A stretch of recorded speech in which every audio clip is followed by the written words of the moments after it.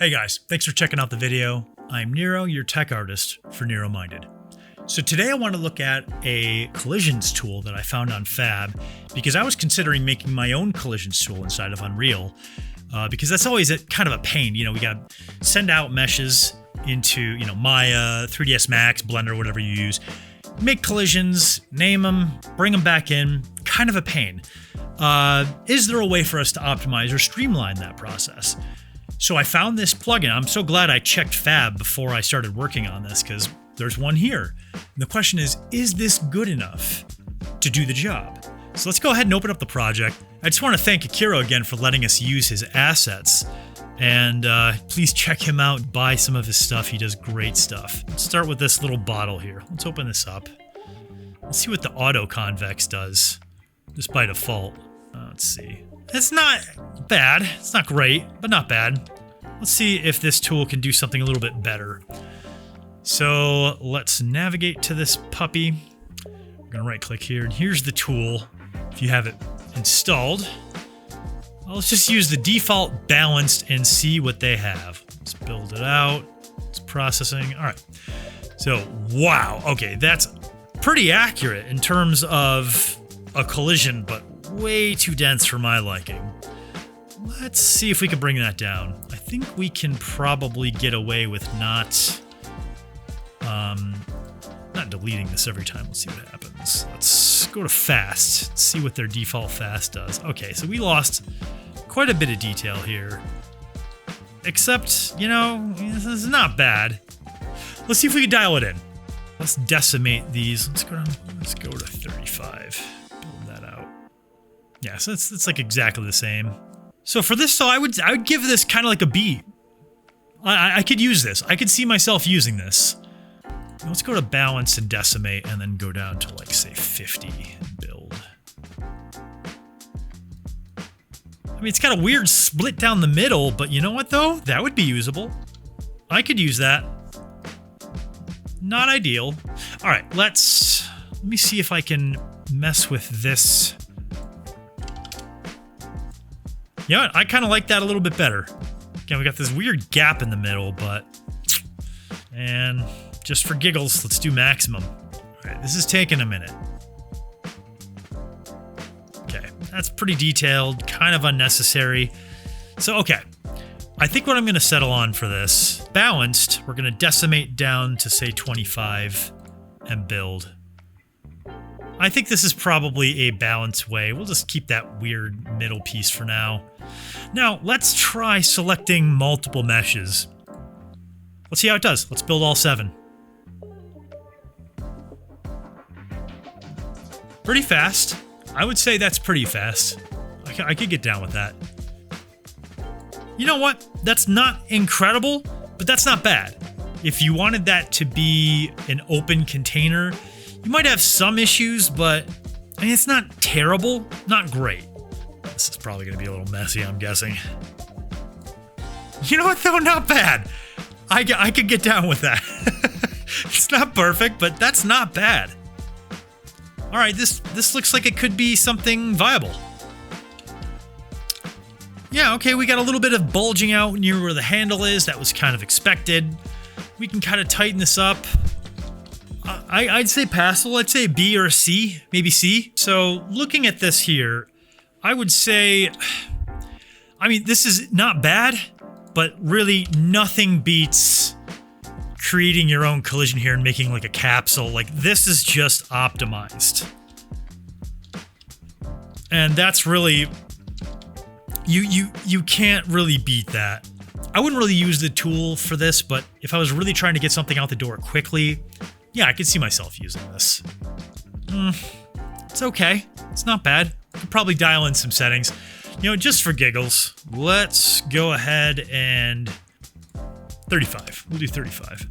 Yeah, okay. Now this is actually really decent. So there are some things that this thing does really well, and other things, probably not so much. Let's just go to box. We don't need to decimate. Yeah, I mean, yeah, it's essentially, again, it would be way better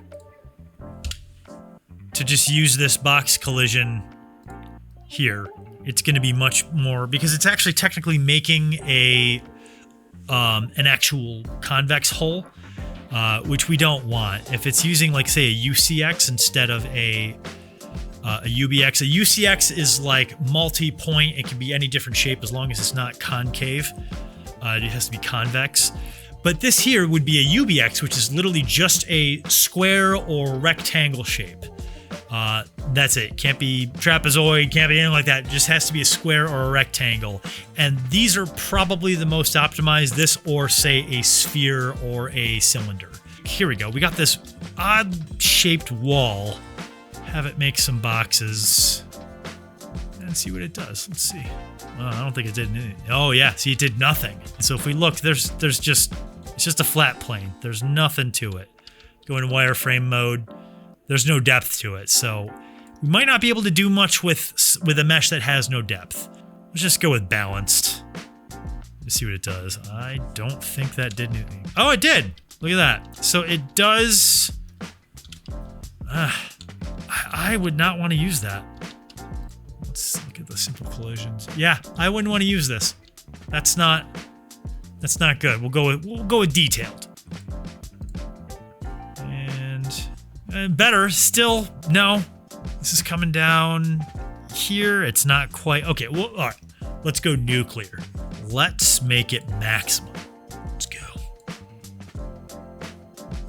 Yeah, that's actually worse. Okay, so obviously this tool can only be used in certain situations. I use Maya myself, so I would want to bring this into Maya and make these collisions myself. All right, so we got this couch.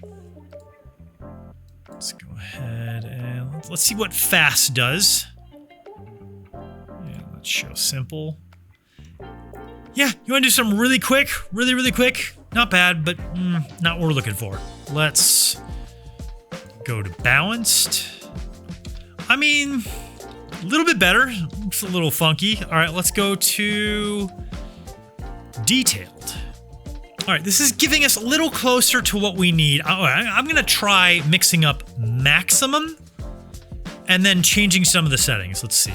Yeah, now this is looking closer to what I need it to be. Let's say 50. Not bad.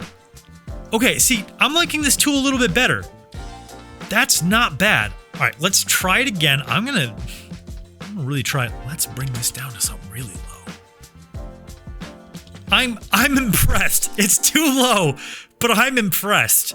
I think that might be what I would use a lot of the times, is I would use this maximum setting, which, granted, takes quite a bit of performance. Let's do 35. Let's see how 35 does. You know what? I am happy with this. I would use this. This is not perfect, but compared to doing it by hands for like, what was that? Maybe 10, 15 seconds of processing? I can see that happening. Let's do a bunch of props. We got 14. We're going to use those same exact, you know what? 45. Let's do 45. All right, let's see what happens. All right, we're back. It's done. Yeah, it took about 4 or 5 minutes. So let's see how we did. Yeah, see, I would probably group these meshes based on type and see if I could use this tool in different situations. Like, hey, that's not bad. Again, probably a little bit more detailed than I'd want, but not bad. You know, because these collisions don't need to be super dense. They really don't. That's much better than before. That higher processing time definitely helped. I'm pretty impressed. But that's 27 collision primitives to make that. That's pretty high. We're not going to look at all of these, but yeah, I mean, that's a little closer. See, like that, absolutely unnecessary. Let's check and see how the box does, say with the sofa. I'm only going to go through a couple settings here. It's having a hard time, say, orienting a box to, like, say, something like this pillow, and it's doing this, like, cascading effect, no matter what settings I use on it. So I would say that this is probably not the tool to use if you want to use more simplistic box collisions. I'm going to try on something that's merged. This is something you would typically never do, but hey, let's see how it does. So if you want the material optimizer, so this had 16 materials and is now down to 1 material. So if you're interested in that, follow the link in the description. Tutorial video has the link to the fab, all that stuff. Go ahead and check it out. I think we're gonna have to go to just straight up maximum right off the bat if this even has a chance in hell of doing what we need it to do. And if this doesn't look good, I think I'm not even gonna try anything else. Oh yeah. So yeah, there's all sorts of problems here. There's no way this would ever be used. All right, guys, that wraps it up for today. I would say this tool does pretty good in some certain prop situations, not so much for like walls or things. If you want to use like box collisions, probably not the best, but really nothing beats doing these by hand. So if you would like to see a tutorial of me doing these collisions by hand and see how it's done and kind of avoid certain pitfalls or problems that you might have, leave a comment below and let me know. Thanks, guys. See you in the next one.